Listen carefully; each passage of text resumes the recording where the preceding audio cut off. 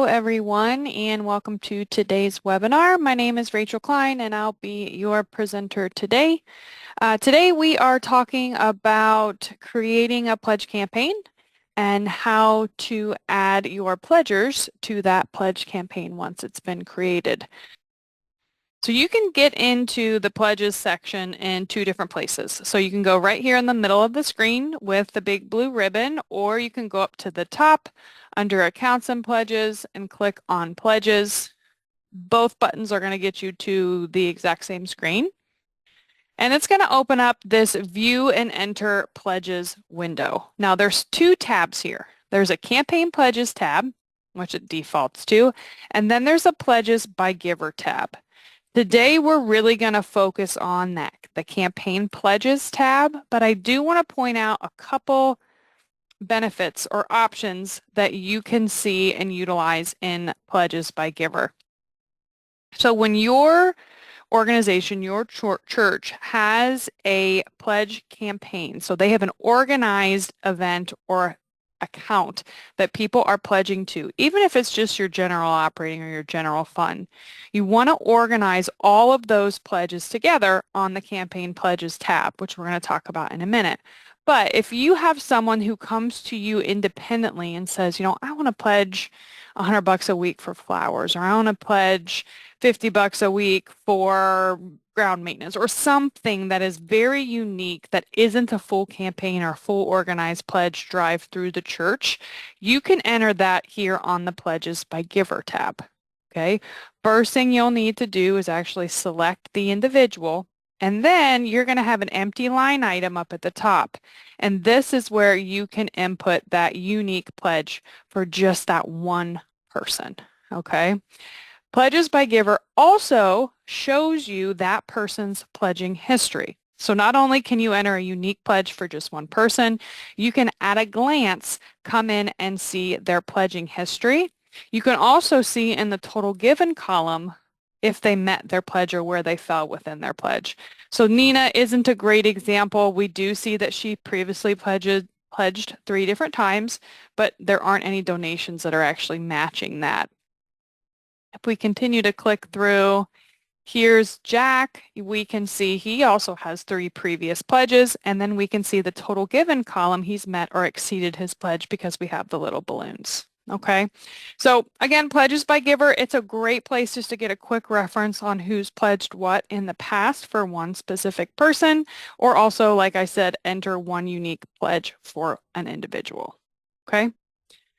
All right, let's jump back to campaign pledges. This is where most of you are going to be working with your pledges. The campaign drop box, if we hit the down arrow, you are going to see a history of all of your previously entered campaigns. By selecting anything in the past, you are then going to get a list of who your pledgers are and what their pledge was within a specific date range, their frequency, their amount per frequency, and then it's always going to give you that total pledge number at the bottom.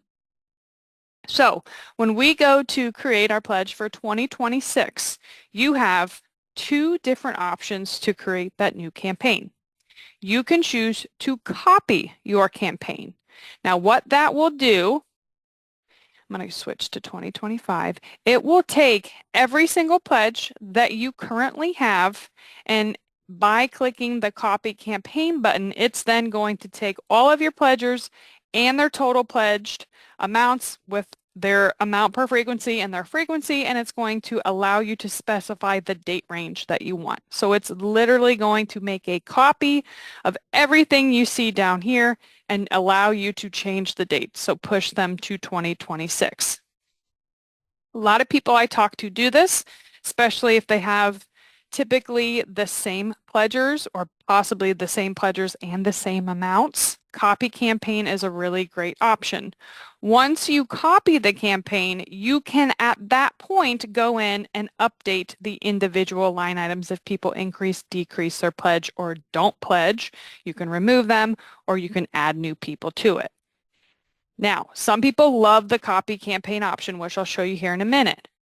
If you don't want to copy and then go through line by line to update, you can create a new campaign from scratch. And that allows you to manually, one person by one person, go through and enter those pledges.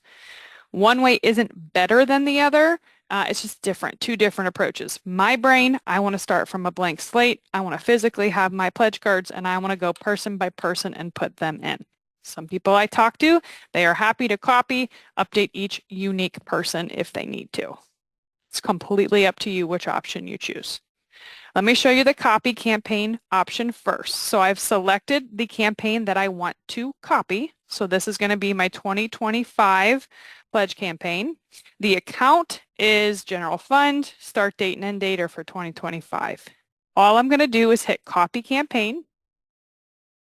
I need to put in my new name. Nothing fancy, nothing crazy. Again, it's up to you what you call it. And then I need to push my dates. So I'm going to push my 2025s to 2026s. That's a wonky end date. I'm going to fix that. Hello, 01/31/2026 to 12/31/2026. I'm going to say OK. And that's it. Click OK. And now you have up at the top, General Fund 2026 listed. General Fund is the account people are pledging to. Here's your start date, which is not right. Let me hit edit. I don't know what those dates are doing. 1/1/2026 to 12/31/2026. That looks a lot better. And then down at the bottom, here are all of my people that copied from last year. If, say, Anne comes to us and Anne is no longer pledging this year, all I need to do is on her line, follow it to the right, hit the little minus sign. You do get a little bit of an intense message about previous donations. We don't have any because she hasn't given anything in 2026 yet. That's fine. I'm going to say, yes, I want to remove her, and now she's gone. Now, say the Bells come to us and they want to increase their weekly pledge from $100 to $200. You are unable to edit the blue fields, but you are able to edit the white field. So we're going to come in. We're going to say they bumped it up to $200 a week. Click right in that space, tab off of it, and it's going to rebuild out this total pledged box here with their new amount for the year. Okay? Same thing. Someone wants to reduce their pledge. That's fine. Say we're going from 25 to 15. Click right in that amount per frequency box. Type in the new amount. Tab off of it. And now we have our total pledged amount updated to the lower weekly pledge amount. Okay. Pretty straightforward here. Now I am going to delete this campaign just so I can show you how making one from scratch looks like. Okay, so we come into this view and enter pledges screen. We're on the campaign box. I need to make a new campaign. I'm going to hit my little green plus sign. I'm going to put in the name that I want to use. It doesn't really need to say new. I just want to say campaign 2026. Say OK. My campaign's now been created. But now I need to specify what account people are pledging towards, whether it's general fund, building missions, whatever accounts you have that people are going to give to, you need to decide of those which one's the pledging account or a pledging account. Choose general fund.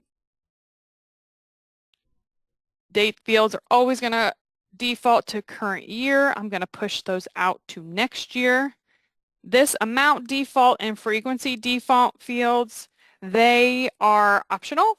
If you have a pledge campaign where everybody's pledging $50 flat, you could put a $50 in here and then it will just pre-populate that field when you go to enter a pledge. It just saves you a click. If everyone's mostly going to be a weekly pledger, change that default to weekly, and then as you go through and enter people, their default for pledge frequency will be set to weekly. It just saves you a click. You don't have to change it if you don't want to. You're going to click Add Givers, and then this next section is going to open, and this is where you are going to use those pledge cards, and you are going to put in what people's pledges are. So Lucy's $50 a week. Add her to the campaign. Her pledge then pops down below. We're going to go on to our next person, select them. add giver to campaign, and they are going to pop down below. And as you enter those pledge cards, you're going to see our total down here is going to increase. That's a really good checkpoint to make sure we have all of our pledges entered correctly to compare. And vice versa. If you get down here and realize you made a mistake, you can always hit the minus sign to remove the line. The start date and the end dates are also editable. So if you have someone who comes in and is only going to pledge the first 6 months of the pledge campaign, you can easily come in here and you can change that end date for them as long as the start date and the end date for this line item are included within the start date and end date of the campaign as a whole. You can adjust the start date and end date for the specific person on the list. And that will then change how their total pledge is calculated. Okay. Again, lots of options here. Once you go through and you get your pledge campaign entered in completely, down at the bottom, you can do this print report. And it's going to open up to our campaign comparison, which is a really simple, straightforward report.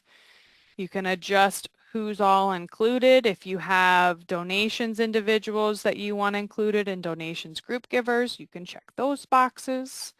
The columns tab, say all I really need at this time is just the giver and how much they pledged. I want to print this out so I can double check myself. Hit print. And that is going to give you the campaign comparison report, which is really, really simple, straightforward. Name, what they pledged, grand total at the bottom.